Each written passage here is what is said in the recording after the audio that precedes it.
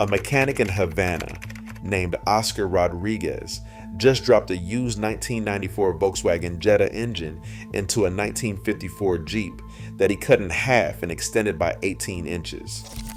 The Jeep already had Soviet-era Volga steering. The Jetta engine is bolted to a Hyundai transmission.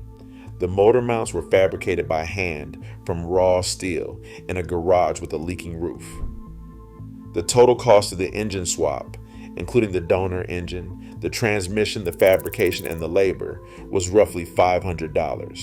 Meanwhile, Toyota is replacing 3.4-liter twin-turbo V6 engines in brand new Tundras under recall because they seize at 38,000 miles. Each replacement costs the company an estimated $5,000 to $8,000 per vehicle. Over 230,000 trucks are affected. The total recall bill is projected to exceed $1 billion. And some of the replacement engines are failing again after just 6,000 miles. A $500 engine swap in a 70-year-old Jeep, assembled from parts sourced across 4 different countries and 3 different decades, using tools that most American mechanics would consider scrap metal. And it outlasts a $60,000 truck with a factory fresh engine built by one of the largest automakers on the planet. How is that possible? That is what we are breaking down today. Subscribe if you have not already. Let us get into it. The Cuban engine swap is not a simple bolt-in job. It is mechanical problem solving at its most creative and most extreme. When a Cuban mechanic drops a foreign engine into a 1950s American body, nothing fits. The motor mounts do not align. The transmission bell housing does not match.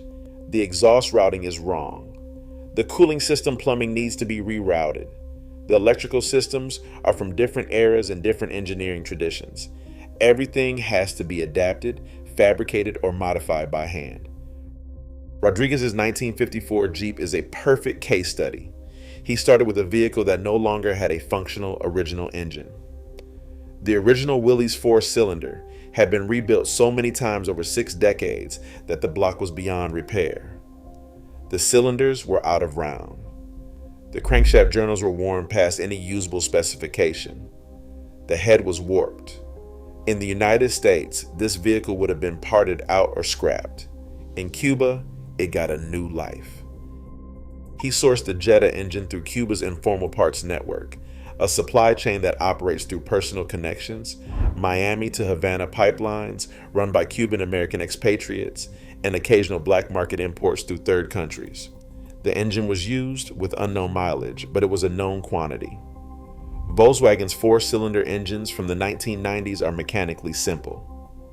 Parts are relatively available through the global aftermarket, and Cuban mechanics have decades of experience working with European power plants from the Peugeot and Lada era. The Hyundai transmission came from a different donor vehicle. The bell housing bolt pattern did not match the Jetta engine, so Rodriguez fabricated an adapter plate. He machined it on a lathe that is itself older than most of the cars in his shop. The alignment had to be precise enough that the input shaft centered perfectly in the pilot bearing, or the clutch would destroy itself within weeks. He achieved that precision without a dial indicator or a factory alignment tool. He did it by feel, by measurement with calipers, and by decades of experience, knowing what right looks like when a shaft spins true. The Volga steering system was already in the Jeep from a previous modification, Soviet-era Volga. Components are common in Cuban vehicles because the Soviet Union supplied Cuba with cars and parts throughout the Cold War. When those vehicles reached end of life, their mechanical components entered the Cuban parts ecosystem and were adapted into American body vehicles. A steering box from a Volga from the 1970s works mechanically. It turns the wheels. It provides power assist through a mechanical linkage.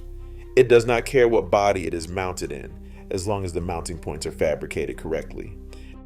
Now hit that like button. We're getting into why this matters for every American car owner. Let's keep going. The finished product is a vehicle that would horrify a certified American technician. Nothing is factory.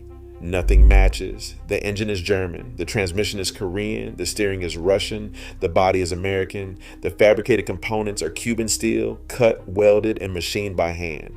There is no VIN that accurately describes this vehicle. There is no factory manual that covers its maintenance.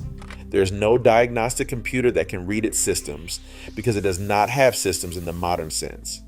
It has components bolted together by a man who understood how each one works and figured out how to make them work together. And it drives through Havana's streets, it carries passengers, it earns its owner a living, and it will run for years, possibly decades, because every component in it is simple enough to be repaired or replaced when it fails. Now compare that to the Toyota Tundra's V35A engine. The 3.4-liter twin-turbo V6 was engineered in one of the most advanced automotive research facilities in the world. It was manufactured on a precision assembly line in Alabama and Japan. Every component was machined to tolerances measured in 10,000ths of an inch. The oil system was designed using computational fluid dynamics modeling. The bearing clearances were specified to within 0.5 of an inch. The turbochargers operate at exhaust gas temperatures exceeding 1,000 degrees Celsius, and the main bearings are shredding at 38,000 miles because the tolerances are so tight that a 30-micron metal particle can collapse the oil film and seize the crankshaft. Because the 180-degree thrust bearing only supports half the crank's rotation. Because the oil pump cannot maintain stable pressure at low RPM during cold starts and city driving. The Cuban engine swap has none of these vulnerabilities. The Jetta 4-cylinder runs conventional oil. The bearing clearances are generous by modern standards. There are no turbochargers to overheat. There is no computer-controlled fuel management to malfunction. The engine was designed in the 1990s, an era when Volkswagen still prioritized durability over emissions optimization.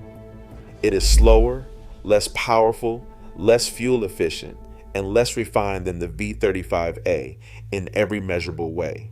And it will be running long after the V35A has been recalled, replaced, and recalled again. This is the core lesson that Cuba keeps teaching and that the modern auto industry keeps ignoring. Complexity is fragility. Every additional system in a modern engine is an additional failure point. Every tighter tolerance is another opportunity for a manufacturing defect to become a catastrophic failure.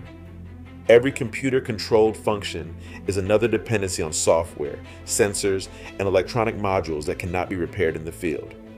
The Cuban mechanic doesn't have tighter tolerances. He doesn't have computer modeling. He doesn't have a billion-dollar research budget. What he has is mechanical intuition built over decades, simple components that he understands completely, and the freedom to combine parts from any source in whatever configuration works. That freedom, which American mechanics have been systematically stripped of through proprietary diagnostics, locked software, and dealer-controlled parts access, is the single greatest advantage the Cuban mechanic has. Gabriel Gonzalez, a young self-taught mechanic in Playa Baracoa, Havana, made headlines in 2024 by building a 1952 Ford from scratch. He welded the body himself. He adapted the brakes. He installed a Volga 24 engine mated to a Mitsubishi transmission. He mounted mismatched wheels, 18-inch in the front and 12-inch in the rear. The car is not pretty by American standards, but it moves. It was built by one person from scrap with hand tools in a country where the average monthly salary is $42. A Toyota dealer in Texas, backed by the most expensive service infrastructure in the automotive world, cannot keep a factory fresh V35A engine alive for 38,000 miles. The question isn't whether Cuban engineering is better than American engineering. It is not. The question is whether American engineering has become so optimized for performance metrics and so stripped of mechanical margin that it is actually less durable than a Frankenstein engine swap done in a garage with a leaking roof. The Cuban evidence says yes, and 230,000 recalled Tundras say the same thing. If this video opened your eyes, smash that like button so the algorithm pushes this to every truck owner in America. Drop a comment and tell me, would you rather drive Oscar's $500 Jeep or a recalled $60,000 Tundra? I already know how this comment section is going to go. And if you haven't subscribed yet, now is the time. We've got a lot more coming and you don't want to miss it. Thank you for watching. Stay safe out there, and I'll see you in the next one.